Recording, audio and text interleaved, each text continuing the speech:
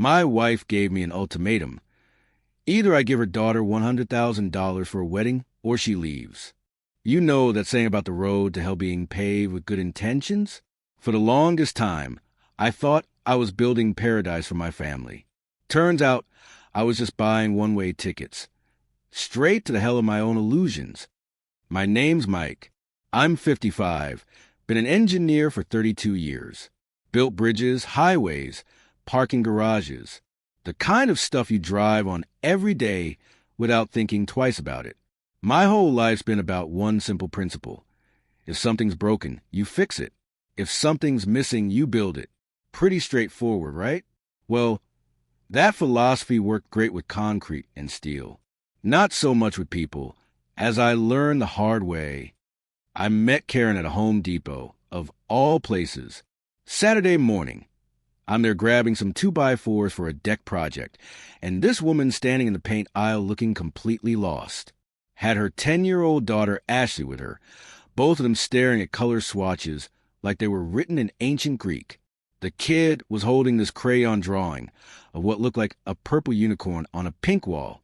Karen was trying to match paint colors to it. Something about that scene just got me. Here's this widow. She mentioned her husband had passed 2 years prior from cancer. Trying to make her daughter's room magical on what was clearly a tight budget. She had that look, you know? The one where you're calculating every penny, but trying not to let your kids see the worry. I helped them pick out colors, gave them tips on primer. Even ended up painting the room myself that weekend. Ashley's face when she saw that purple unicorn wall. Man, that smile could have powered half of Detroit. We got married 18 months later. Small ceremony at the courthouse. Dinner at Olive Garden afterward.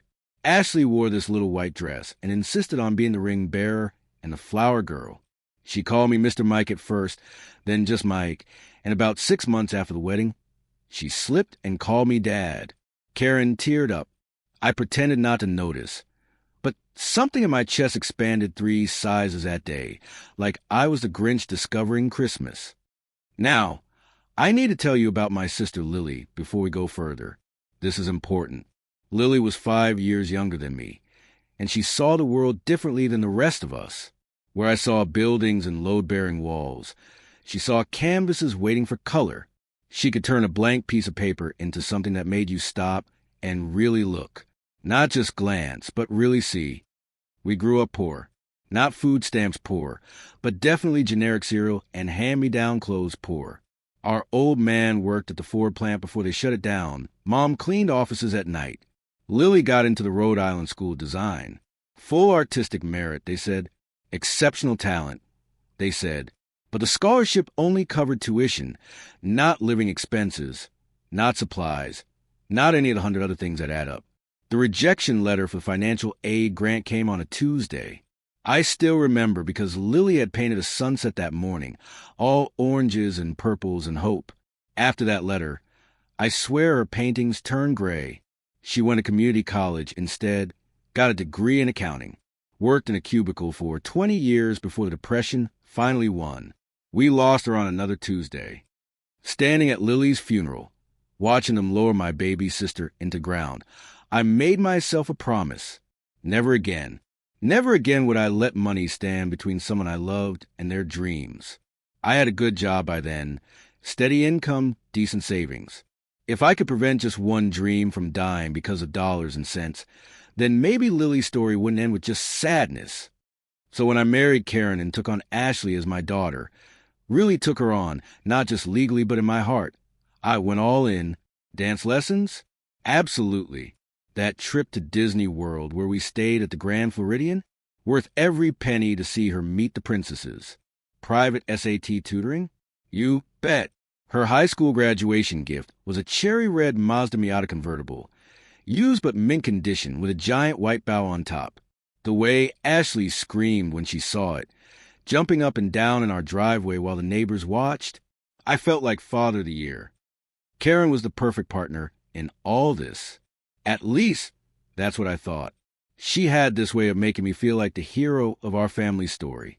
She'd touch my arm at parent-teacher conferences, lean into me just slightly, whisper things like how lucky they were to have me. When Ashley got accepted to State University, Out of state, mind you. Triple the tuition.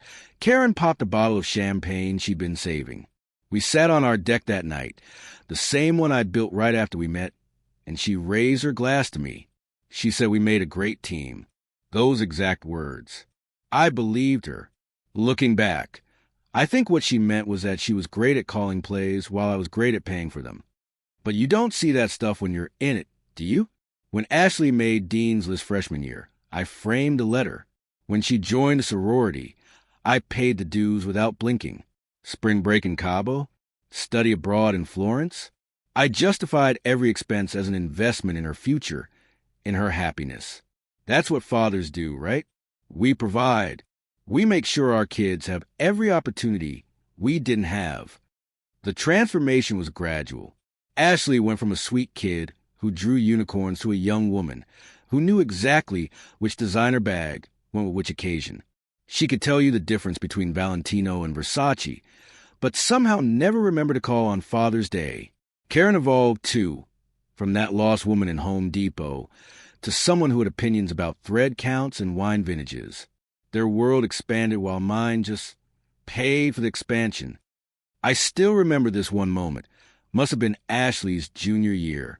I was writing another tuition check, and I noticed my hands.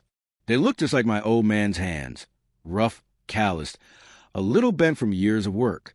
But unlike his hands, mine were holding a Mont Blanc pen Karen had bought me for Christmas, signing a check for more money than my father made in a year. I wondered what he'd think, if he'd be proud or think I was a fool. Probably both. 3 months ago, everything changed.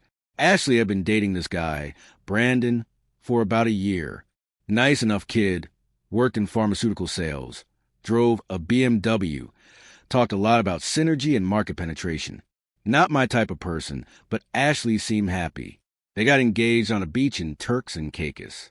The Instagram photos were perfect. Sunset, rose petals, the whole production. Karen cried when they showed us. Happy tears, she said. We celebrated with dinner at the country club Brandon's family belonged to. The wedding planning started immediately. Karen and Ashley were huddled together over magazines and laptops, speaking in the secret language of centerpieces and color schemes. They'd occasionally look up at me and smile like I wasn't on the secret, but really I was just there, the guy with the checkbook. But I didn't mind. Seeing them happy, seeing Ashley excited about her future, that was enough for me. Last week, they called a family meeting. That should have been my first clue. We never had family meetings. We just had dinners where they talked, and I nodded.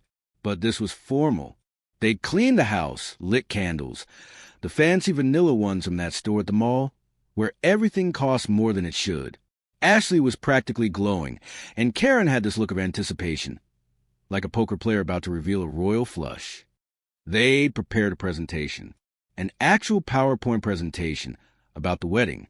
As Ashley clicked through slides of venues and flowers and something called a unity ceremony, I felt this warm pride washing over me. My little girl, the one who'd drawn purple unicorns, was getting married. She was building her own life, her own family. The culmination of everything I'd worked for was right here in this moment. Karen reached over and squeezed my hand during the father-daughter dance slide. There was just a placeholder image there, a generic father and daughter swaying under string lights. But I could already see it, could already feel it. Ashley in white, me in whatever tux they picked out, dancing to some song I probably wouldn't know, but would pretend to love. That would be the moment, I thought, the moment when all the sacrifices, all the long hours and extra shifts, all of it would make perfect sense. The last slide just said, "Thank you, Dad," in elegant script over a childhood photo of Ashley on my shoulders at a 4th of July parade. She was probably 7, wearing these ridiculous star-spangled sunglasses, both of us laughing at something I can't even remember now. But we looked happy. We looked like a real family. We looked like everything I'd ever wanted. Ashley closed a laptop and looked at me with those same eyes that gazed up at that purple unicorn wall all those years ago. Karen's hand was still on mine, warm and familiar. They were both smiling these expectant smiles, waiting for something. I smiled back, ready for whatever came next, ready to play my part in making this wedding everything Ashley dreamed it would be. After all, that's what fathers do. We make dreams come true. And sitting there in our perfect living room, surrounded by the vanilla-scented evidence of our perfect life, I had absolutely no idea that the bill for the last 15 years of my good intentions was about to come due with brutal interest. The next evening, they invited me to the living room again. Same vanilla candles, but this time they'd added some lavender ones too. The whole house smelled like a Bath and Body Works had exploded. The atmosphere was so formal, so carefully staged, I half expected them to offer me a glass of brandy and a cigar while discussing the fate of nations. Ashley had changed into what I can only describe as her business casual outfit. The one she wore to job interviews, she never followed up on. Karen was wearing her pearl necklace, the real ones I bought her for our 5th anniversary. They'd arranged themselves on the couch like they were posing for a family portrait, leaving the armchair for me, the good armchair, the one nobody ever sits in except on Thanksgiving. Between them sat a leather-bound folder, not a regular folder. Mind you, this thing looked like it contained nuclear launch codes or the secret recipe for Coca-Cola. Ashley's hands were folded on top of it, her engagement ring catching the light just so. I'm pretty sure she positioned her hand specifically for that effect. Karen started first, her voice taking on that tone she uses when she's about to explain something to me like I'm a particularly slow 3rd grader. She said they've been working so hard on this, putting their hearts and souls into creating something truly special. Ashley nodded along, adding that this was the most important day of her life, and she wanted me to be part of making it perfect. Then came the folder, the sacred folder. Ashley opened it with the reverence of a priest handling scripture. Inside was what I can only describe as a magazine. No, that's not right. Magazines are things you flip through at the dentist's office. This was a manifesto, a declaration of wedding intent. Every page was laminated. Laminated. Who laminates wedding plans? The first section was titled Our Vision in gold lettering. Actual gold lettering that seemed to shimmer when you moved the page. There were mood boards, color swatches, something called a sensory experience map that apparently detailed what guests would see, smell, hear, taste, and feel at every moment of the celebration. I kid you not, they had planned the emotional journey of walking from the parking lot to the reception hall. Page after page of venues that looked like they belonged in a European castle catalog. Flower arrangements that could have won prizes at the Rose Parade. A cake design that required structural engineering approval. I'm only slightly exaggerating. The thing was 6 tiers with a working chocolate fountain. In the middle, a chocolate fountain. Inside the cake. They kept using phrases that sounded like they'd been focus grouped by wedding consultants. Everything was about creating memories, crafting experiences, curating moments. Listening to them explain it all, I started thinking we weren't planning a wedding but a combination of a royal coronation, a Broadway production, and maybe a small space shuttle launch.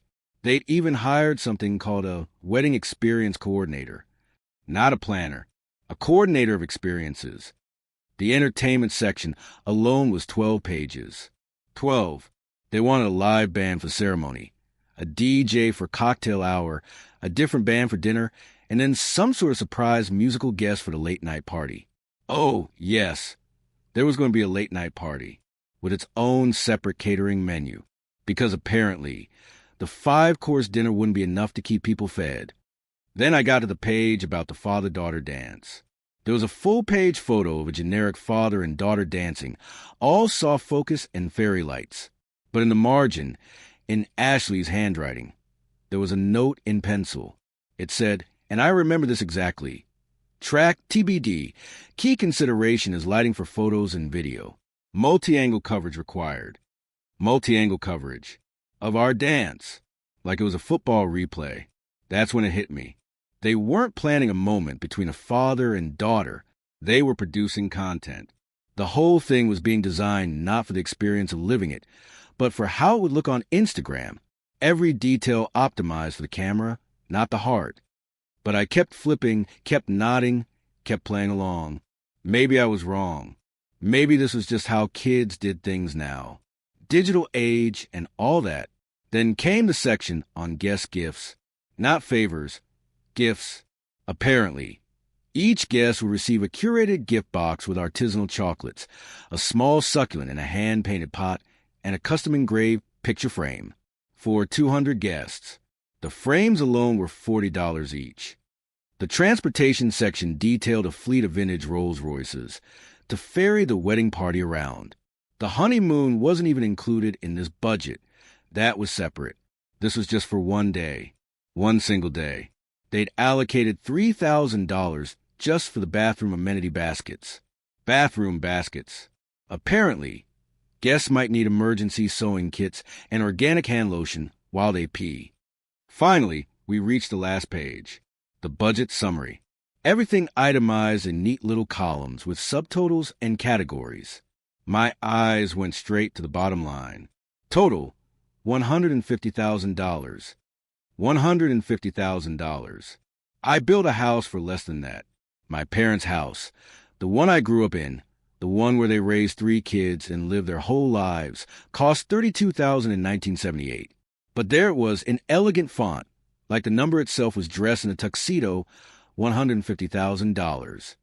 Below that was another line, Dad's contribution. And next to it, in the same elegant font, $100,000. I laughed. Honestly, truly laughed. Not a chuckle or a snort, but a real from-the-belly laugh. It was involuntary, like when the doctor hits your knee with that little hammer.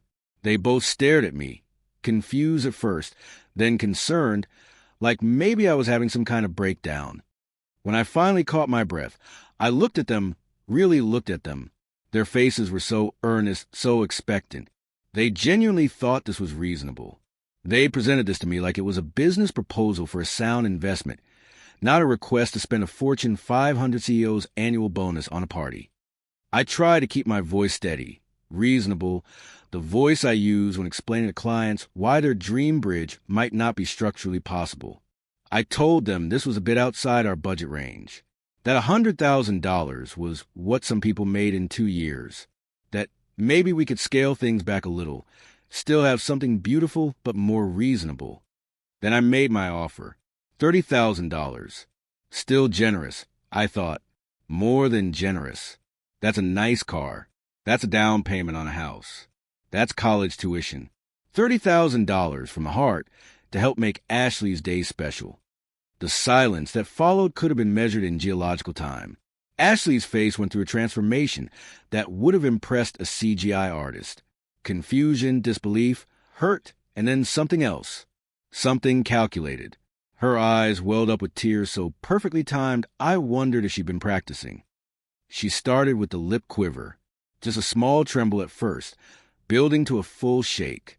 Then came the voice, high and broken, saying she couldn't believe I was doing this to her, that she'd told all her friends, her entire sorority alumni group, about the amazing wedding her dad was giving her. She actually used those words, the wedding her dad was giving her, like it was a gift I'd already wrapped and was now taking back. Karen's transformation was even more impressive. She went from confused to protective mother bear in about 2 seconds flat. Her entire posture changed. She straightened up, pulled Ashley closer, and looked at me like I'd just suggested we sell Ashley to cover the mortgage. She couldn't believe, she said, that I was putting a price tag on our daughter's happiness. Our daughter. She kept saying, emphasis on our, as if the shared pronoun meant shared financial obligation to the tune of 6 figures. She said she'd always thought I understood what family meant, but apparently she'd been wrong. Ashley piled on, now in full theatrical mode. She talked about how Brandon's family was already contributing their share, though she was vague about what that share actually was, how his parents had been so generous, so understanding of what young people need to start their lives together. The implication was clear. I was neither generous nor understanding. Then came the big guns. Ashley said she'd already told her friends I was the best stepdad in the world, that I'd never let her down before, that she'd bragged about me, about us, about our family. What was she supposed to tell them now? That her dad, and she emphasized dad, not stepdad, didn't think she was worth it? Worth it, like her value as a person was directly tied to the thread count of the reception napkins. like love was measured in chocolate fountains and Rolls-Royce rentals. But they weren't done. Oh no, they were just getting warmed up. Karen started listing everything I'd spent money on over the years. My fishing boat, which cost $12,000 used and I'd owned for 8 years. My tools, accumulated over 3 decades of work. The garage renovation, which I'd done mostly myself with materials from surplus. She made it sound like I'd been living like a Saudi prince while they scraped by on breadcrumbs. Ashley added that this was her one day, her one special day. Didn't every girl deserve her dream wedding? Didn't I want her to be happy? Didn't I want to walk her down the aisle knowing I'd given her everything she deserved? The manipulation was so thick you could have spread it on toast. I tried to stay calm, tried to explain that $30,000 was not nothing, that we could have a beautiful wedding with that budget, that the marriage was more important than the wedding, that starting their life together without contributing to massive debt was a gift in itself. But I might as well have been speaking Mandarin. They exchanged looks. One of those looks that you see between people who rehearse something. Karen took Ashley's hand, squeezed it, and turned back to me with something new in her eyes. Not anger, not hurt, but something colder. Calculation. She said they were disappointed. Not angry, disappointed. That word that parents use when they want to make kids feel 2 inches tall. But I wasn't a kid, and the effect was different. It was like watching a mask slip just a little, showing something underneath I'd never noticed before. Then came the ultimatum. Karen said they needed some space to process this, to think about what kind of family we really were. They would be staying with her mother for a while, just until I had time to think about my priorities, to decide what was really important to me. The way she said priorities made it sound like a threat, and a promise rolled into one. Ashley was already standing, already gathering her things with the practiced efficiency of someone who'd planned this exit strategy. They moved in sync, like synchronized swimmers getting out of a pool. They packed their bags with deliberate slowness. Every zipper pull was a statement. Every folded sweater an accusation. I stood there watching, feeling like I should say something but not knowing what. The whole thing felt surreal, like watching a play where I forgot my lines. Karen paused at the door, looked back at me with this expression of profound sadness, like she was looking at a stranger. She said she hoped I'd take this time to really think about what family meant, about what love looked like in action, not just words. Ashley didn't even look back. The door closed with a soft click, not a slam. A slam would have been emotion, passion, heat. This was worse. This was calculated, controlled, cold. And then I was alone. The vanilla and lavender candles were still burning, filling the room with their cloying sweetness.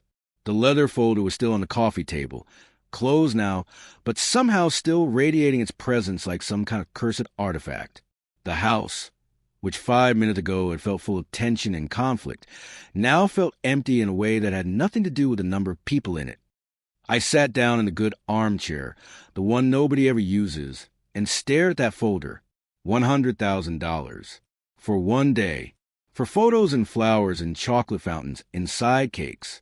The silence in the house was so complete, I could hear the candles burning, that tiny little hiss of flame eating wick.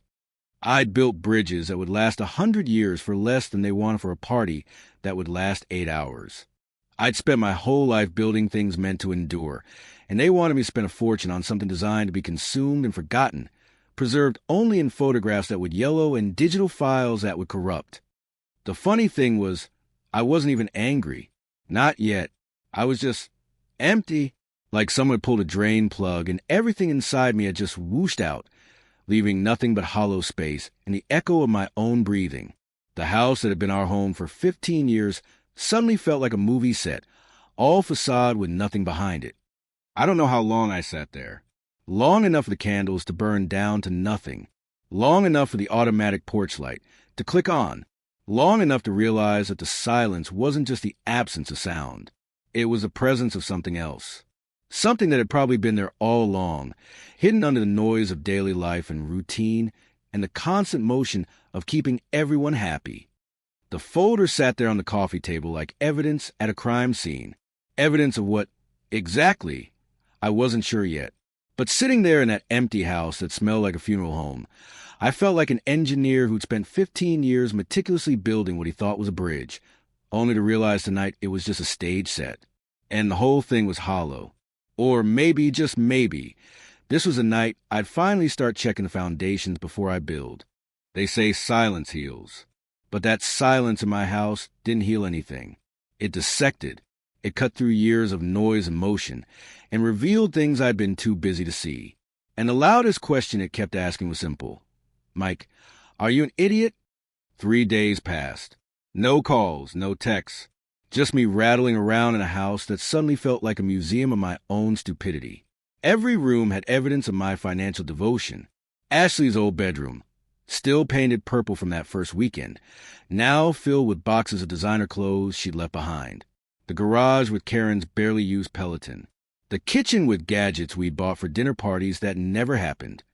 I found myself standing in my home office, staring at the wall of family photos. Vacations, graduations, celebrations. Thousands of dollars per frame. But looking closer, really looking, I noticed something. In every photo, I was either holding a camera, signing a check, or standing slightly apart. I wasn't in the moments. I was funding them. I wasn't a father. I was a project manager for family lifestyle development. That's when my eyes landed on the old photo of Lily. She was maybe 22, holding up one of her paintings at a small gallery show. The painting was of a bird breaking free from a cage made of dollar bills. Even then, she understood something I was only now beginning to grasp. Money could be a prison just as easily as poverty could. Standing there, calculator in hand.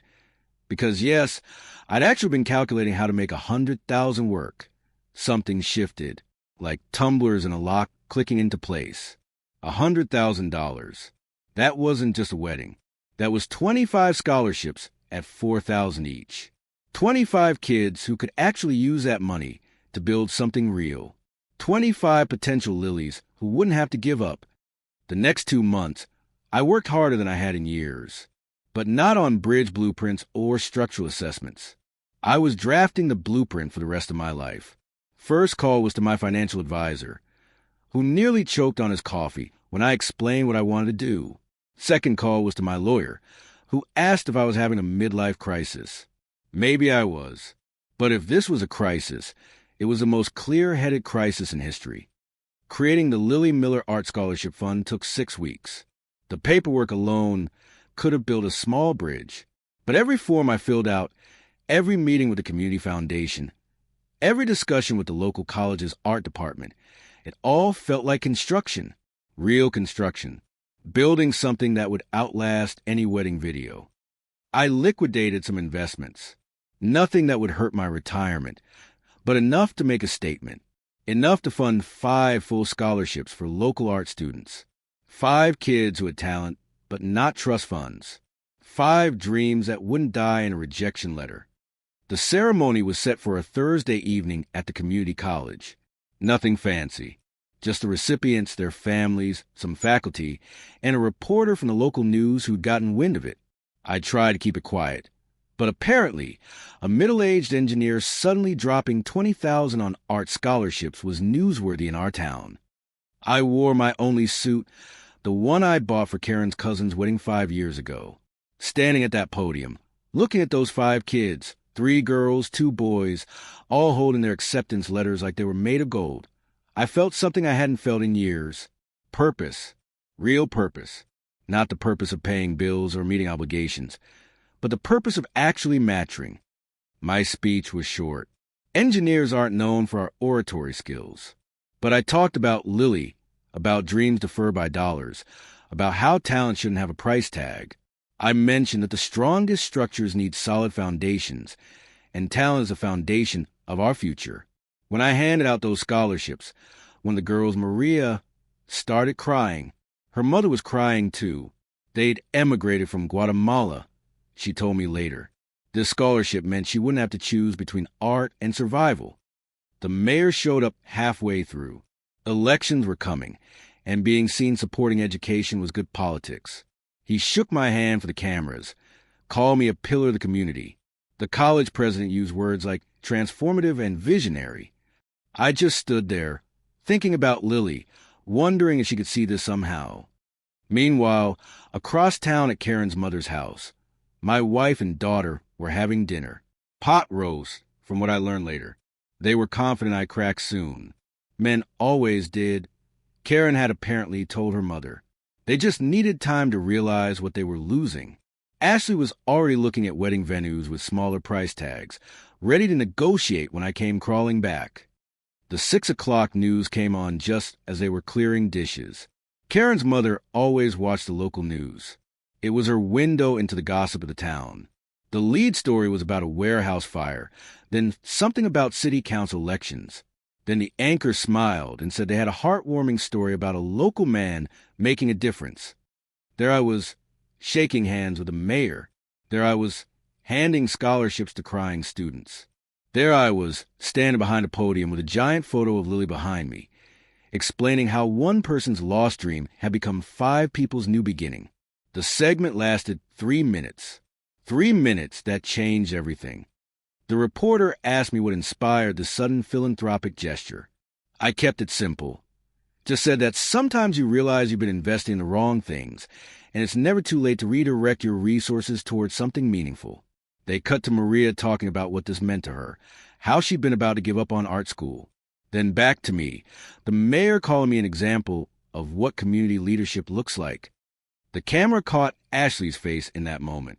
Karen's mother would later describe it to a friend as watching someone realize their winning lottery ticket was actually written in disappearing ink. The shock, the confusion, the slowly dawning horror as she did the math. 5 scholarships, $20,000. Money that could have paid for artisanal wedding favors was instead paying for her actual art education. The loudest sound in the world is an empire of lies collapsing. I didn't hear it directly, but I felt the vibration to the phone line when it rang 20 minutes after the news segment ended. Karen's number. I let it ring 4 times before answering. Her voice was different. Honeyed, careful. The voice she used when she wanted something expensive but needed to make it seem like my idea. She started with congratulations.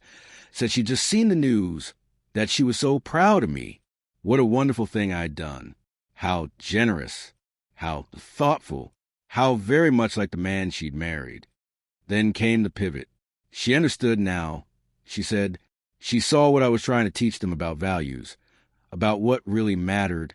The wedding had gotten out of hand. She admitted they'd been caught up in the excitement, the fantasy of it all. But seeing what I'd done, how I'd honored Lily's memory, she realized family was what mattered. Our family. Ashley got on the phone next. Her voice was smaller, younger somehow, like she'd regressed 5 years in 5 minutes. She called me Dad, not Mike, which she only did when she wanted something. She said she was sorry, that she'd been bridezilla, that she'd lost sight of what was important. The wedding didn't matter, she said. Family mattered. Being together mattered. They wanted to come home, tonight, to talk things through, to start over, to plan a more reasonable wedding. Maybe even use the publicity from my charitable giving as part of the wedding story. Imagine, Karen suggested, how meaningful it would be to have those scholarship recipients at the wedding. What a beautiful full-circle moment that would create. I let them talk, let them spin their new narrative, weave their fresh web. When they finally stopped, when the silence on the line grew expectant, I spoke. My voice was quiet but clear. The voice I use when explaining load-bearing limits that will not be exceeded. I told Karen this wasn't misunderstanding. It was a clarification. Like when you're building something and you finally check the foundation and realize it's sand, not stone. I told her I'd finally understood where to invest, and it wasn't in them. I mentioned my lawyer would be in touch about the divorce proceedings. Then I suggested she not call again. The silence that followed was different from the honeyed pause before. This was the silence of someone realizing the bridge they're standing on is no longer there. Karen started to speak. Stopped, started again. But what could she say? She'd shown her hand, and it was all bluff. I hung up, gently. No drama, no satisfaction, just a quiet click of ending one thing so another could begin. The phone rang again immediately. I turned it off. News travels fast in a small city. The story of my scholarship fund spread. But so did the context, thanks to my old friend Jim, who'd been the only person I'd told about the wedding demands. Jim had a way of casually mentioning things at the hardware store, where information spread faster than wildfire. Within a week, everyone knew the real story. The $100,000 wedding demand. The ultimatum. The choosing of scholarships over extravagance. Brandon's family heard about it at their country club. Old money families have radar for this kind of thing. A girl who tried to squeeze six figures from her stepfather for a party? That wasn't the kind of daughter-in-law they wanted. The engagement ended quietly but definitively. Brandon's mother sent me a note. Actually, just a card that said, "Integrity matters." No signature needed. Ashley tried to salvage things. Posted on social media about taking time to focus on herself, about growth and journey, and all those words people use when their plans explode. But everyone knew. The girl who wanted a six-figure wedding while her stepfather gave scholarships to struggling students. Not a good look. As the kids say, the divorce was straightforward. Karen tried to play hardball at first, but my lawyer had documented everything. 15 years of financial records showing exactly where every penny went. The house was mine from before the marriage. The investments were mine. She got what she brought to the marriage, which turned out to be debt from her first husband's medical bills that I'd paid off years ago. That was a year ago. Last week was the second annual scholarship ceremony. 10 recipients this time. I'd sold the boat, downsized the house, found a nice 2-bedroom condo near downtown. The extra money meant more kids got their chance. Maria from last year's group was there. She just sold her first painting to a real collector. $3,000. She hugged me and whispered that Lily would be proud. One of the new recipients, a kid named James, had actually painted a portrait of Lily based on the photos I'd shared. It was beautiful and sad and hopeful all at once. He gave it to me after the ceremony. It hangs in my living room now, right where the family photos used to be. Sometimes I talk to it, tell Lily about the kids, about their art, about how her story didn't end with her. I'm dating now. A woman named Susan who teaches high school math. We met at a community fundraiser. She paid for her own dinner and insisted on driving herself. On our third date, she asked about my family. I told her the whole story. She listened, nodded, then said something I'll never forget. She said love isn't about what you pay for someone. It's about what you build with someone, and building requires both people to carry weight. Karen remarried 6 months ago. Some real estate developer she met at a wine tasting. Ashley moved to California, last I heard, trying to become an influencer. Good luck with that. I don't follow her anywhere, but Jim tells me things. Says she posts a lot about authentic living and finding yourself. The irony could build a bridge. Looking back now, I realize I spent 15 years trying to buy something that wasn't for sale. Love, respect, family. These aren't transactions. They're constructions. And like any good engineer will tell you, a structure is only as strong as its foundation. I've been building on sand. Throwing money at the problem like financial spackle could fix fundamental cracks. But here's the thing about collapse. It clears the ground for better building. Every scholarship recipient, every kid who gets to pursue their dream, because dollars didn't stop them, that's a real foundation stone. That's structural integrity. That's something that will stand long after any wedding video would have been forgotten in a drawer. I spent years writing checks trying to purchase love. Turns out, the only thing I was buying was resentment on layaway. But when I started investing in dreams that weren't my own, in futures I'd never directly benefit from, that's when I found what I'd been looking for all along. Purpose, community, the kind of family you choose and build rather than buy. So yeah, I lost a wife and a stepdaughter. But I gained 20-something kids who send me pictures of their art, who invite me to their gallery shows, who call me Uncle Mike and mean it. I lost a family that cost me everything and gave me nothing. But I found a legacy that cost me money but pays dividends and meaning. Best deal I ever made. And the foundation? Solid as rock.